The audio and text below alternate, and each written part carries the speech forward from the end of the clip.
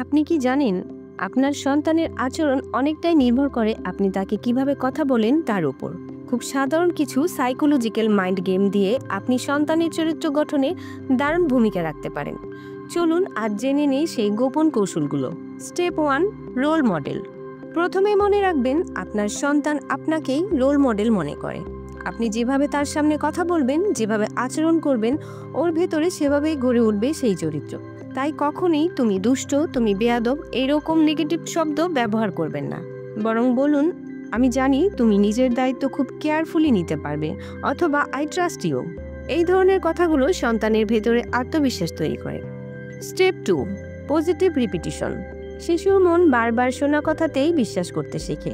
তাই তাকে যত বেশি পজিটিভ কথা শোনাবেন, সে নিজের ভেতরকার ভালো দিকগুলো আরও বেশি করে প্র্যাকটিস করবে। যেমন বলুন, আমি জানি তুমি অনেক কাইন্ড, আর আমি ভালোবাসি যখন তুমি সুন্দর করে কথা বলো।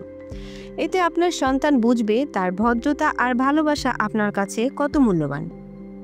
স্টেপ 3, আন্তরিকতা ও আবেগ। সন্তানকে কেবল নিয়ম শেখানো নয়, আবেগ দিয়েও কানেক্ট করতে হয়।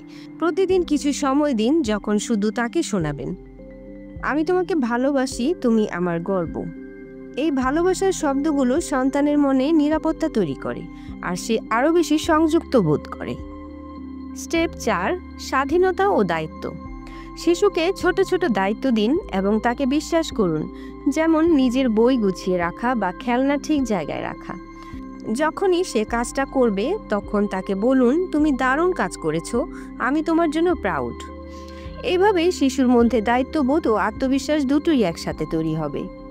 শিশুর চরিত্র গঠনে দামি খেলনা বা মোবাইলের চেয়ে আপনার কথা আর ভালোবাসাই সবচেয়ে বড় উপহার। মনে রাখবেন, আপনি যা বলবেন আপনার সন্তান সেটাই বিশ্বাস করবে। তাই তাকে বারবার শোনান ইতিবাচক কথা। দেখবেন ধীরে ধীরে ওর ভেতরে গড়ে উঠছে সুন্দর একটি ব্যক্তিত্ব। আমার ভিডিওটি যদি আপনার ভালো লেগে থাকে, লাইক, কমেন্ট এবং শেয়ার করবেন।